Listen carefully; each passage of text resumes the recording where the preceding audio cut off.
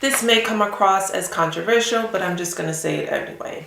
If you plan to move abroad and do it successfully with as little angst as possible, you need a plan in place.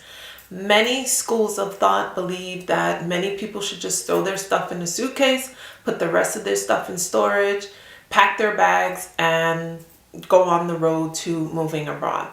I come from the school of thought that a plan is the best way to move abroad. A plan is the best way to do most things in life. There's a time for spontaneity and there's a time for plan. And in order to move abroad with as little angst as possible, I think a plan is the best, the most prudent option for you. And I know many people are despondent nowadays with how the US is doing things and are frustrated and just want to leave it all behind and pick up and go somewhere else. But resist the urge to do that. This is what this channel is dedicated to, giving you the framework so that you can move abroad successfully. I do have a coaching course, so if you want to meet with me specifically to address your concerns so that you can move abroad, then you should do that as well. But ultimately, I lay out plans so people can put things in place so that they can move abroad. Otherwise, you end up creating the same destruction that you were running away from. In this video, we're going to discuss one aspect of planning, how to have time off from work in order to explore a country. It's best to have at least 90 days in a country to get a feel for the culture, the customs, the systems, the infrastructure, in order for you to decide whether or not you want to live there permanently. So you may be asking, how can anyone have 90 days off from work in order to explore a country? You have work, you have family, you have obligations in the US. Well, one solution may be Family Leave Act. Family Medical Leave Act, or FMLA as it's called, is a federal law that was passed, I believe, in 1990, which allows an employee to have time off from work, up to 12 weeks off from work, in order to take care of his or her mental, physical, whatever health condition he or she may have for themselves, as well as that of a family member. And that family member must be a qualifying family member. In order for an employee to be protected under Family Medical Leave Act, or FMLA, the employer must have at least 50 employees, and the employee must have worked at least 1,250 hours over a 12-month period. So those two prongs must be met before you charge into your HR office asking for FMLA. You make sure that your employee has at least 50 employees, not state specific. It could be worldwide or nationally. So at least 50 employees, as well as you have at least worked 1,250 hours over a 12-month period. So what does FMLA give you? So again, it gives you at least 12 weeks off to take care of yourself, whatever health condition you may have, or that of a family member. During this time, your job is protected, so your employer can't fire you because you are on leave. The law says, no, this time is earmarked for this employee to tend to their family or themselves. Therefore, the employer is mandated, prevented, precluded from terminating your employment. So what are the health conditions that qualify under FMLA? The language is really broad. The law did not want to intermingle and determine what's a serious health condition to be serious enough for a person to qualify. So the language is vague on purpose. So it could be a mental health condition or it could be a physical condition that qualifies you. So how do you get it? You will have to consult your HR handbook to see what and you have to submit in order to apply for FMLA. Consult your handbook first. Then you want to meet with HR, perhaps, to further explore what is the documentation required for FMLA, to go on FMLA. This is very important. You are going to resist the urge to disclose anything regarding your health or the health of your family members. Supervisors, employers, companies are precluded from asking you this personal information. You are not required to disclose it to them as well. You having a serious health condition is all they are required to know. and you are not in a position where you have to disclose this to your company. This is really important. So resist the urge to disclose anything to not only your supervisor and HR, but also coworkers too. When you decide to go on FMLA, this is a very discreet thing that you're going to do. So you're not going to talk about it with your colleagues or with your supervisor. They're not your friends. You're in battle, essentially.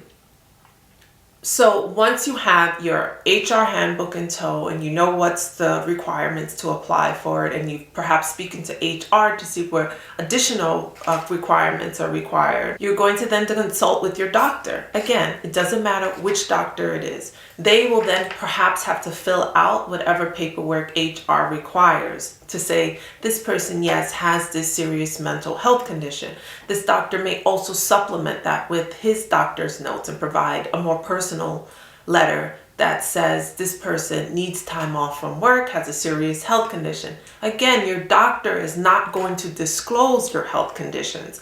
Most doctors are aware and write letters, doctor's letters, in a way that are vague and that doesn't disclose your personal health information. Just to err on the side of caution, speak to your doctor to make sure he does not or she does not disclose any personal health information.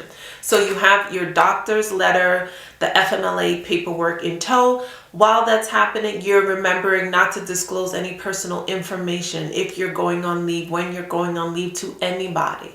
You're going to present this to HR. Also, when you present it to HR, do not feel compelled or pressured to answer any spontaneous questions.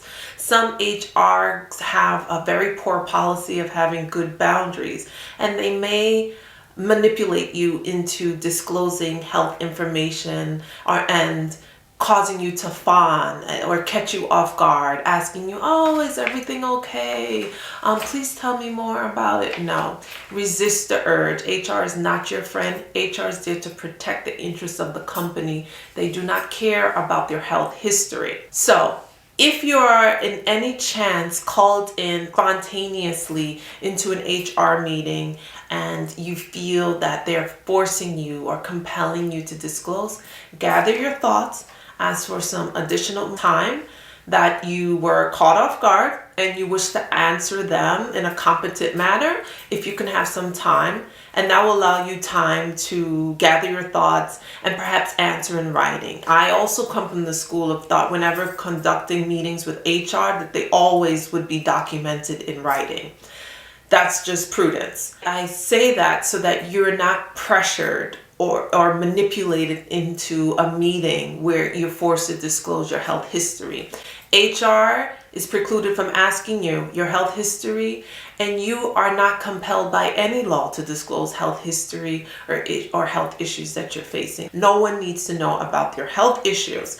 Even in the framework applying for FMLA, no one is required to know what your serious medical condition is. You know what FMLA is, you know how to get it, and in which case you know what it gives you. So it gives you 12 weeks off from work in order to care for yourself. In this case, you're traveling to another country to care for yourself, for your mental health needs or your physical needs. And so some states have mandated paid leave. The 12 weeks off is unpaid in most states, but in other states, it is paid leave off, and you get paid for the time that you're off. So there's 13 states that have paid leave. Again, this is under the umbrella of FMLA. So the states that have paid leave are California, of course, Colorado, Connecticut, Delaware, Maine, Massachusetts, Maryland, Minnesota, New Jersey, New York, Oregon, Rhode Island, Washington, and Washington, D.C. So those are 13 states that offer paid leave through their social insurance program that you see coming out of your check, perhaps. You can check your pay stubs to see. For New York, for those watching this video that live in New York has a private insurance program where where companies buy private insurance for this type of FMLA plan, which pays you, which compensates you while you are on leave. In New York State, New York State requires employers to purchase family medical leave plans from the private insurance market, where insurance companies, including the state-run New York Insurance Fund, offer coverage. The New York State government then oversees these funds to make sure that employers are providing it, and it's provided in like a transparent, easily accessible way for New York employees. So again, who qualifies as a serious health condition? This language is vague on purpose so as to not exclude people. The law wants it to be as inclusive as possible, so a person doesn't say, oh, well, I have asthma, that's not serious enough, or I have diabetes, that's not serious enough. It is not up for you to determine it. It's just up to your doctor to be able to provide documentation that your health condition precludes you from being able to work at this moment and you need time off from work. And again, serious health condition could be mental health as well as physical. So now that you know how to get time off, you want to make sure when you travel to the country that you also have a plan, what you're scouting out. It's not a vacation per se. It's an opportunity to see if you actually can live in that country and enjoy it. So you need to spend at least 90 days in that country. But again, you have 12 weeks off. So that might give you time to explore two countries during that time. But you can also resist the urge to want to go through as many different countries as possible during this time, because you want to get a healthy feel for the country to see if you actually want to live there. And a few days in a country can't always do that. So when you're there, what are you going to explore? You're going to explore the infrastructure, the roads, the highways, the train systems if they have them, their public transportation system, the buses. So you want to make sure, if this is something that you want, that they have a really robust infrastructure. Also, you want to look at their health care for the locals as well as foreign nationals. And you want to make sure there's not a large discrepancy. There's not a large gap between what the locals receive and what foreign nationals receive. Inequity eventually spreads. And this is an indication of not having a very strong healthcare system if there's large gaps between what the wealthy in the country receive and what the lower classes receive.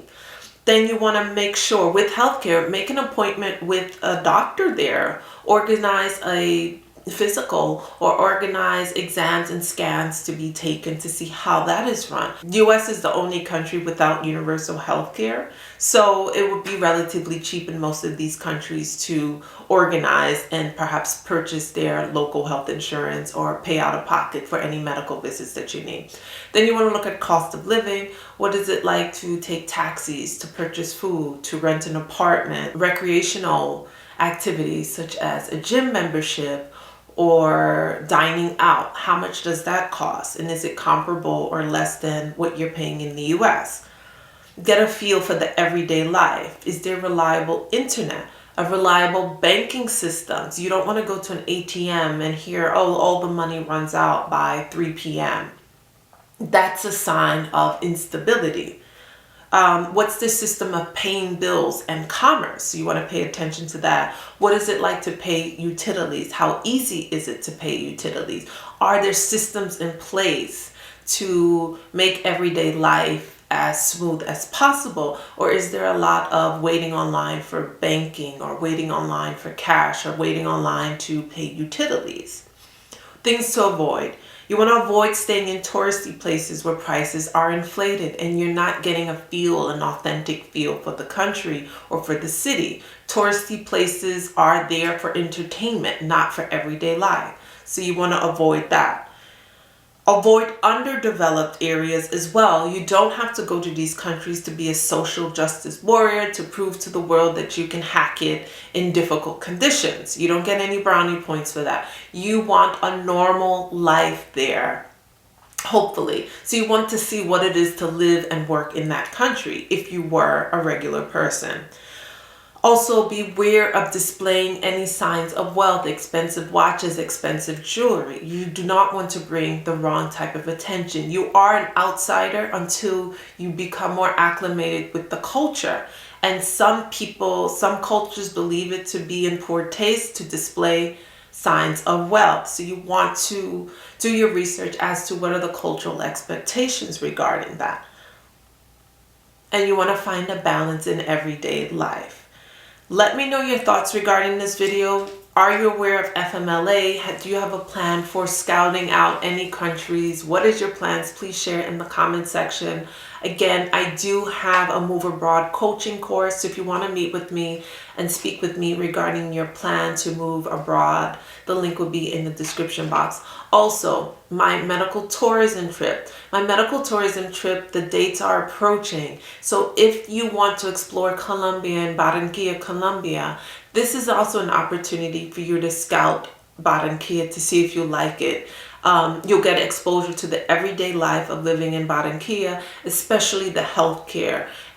Colombia has ranked 18 in the world when it comes to healthcare. So that will give you an opportunity to see what it's like to be a patient in a country that prioritizes healthcare. If you have any questions, please let me know in the comment section, and I will see you next time. Bye-bye.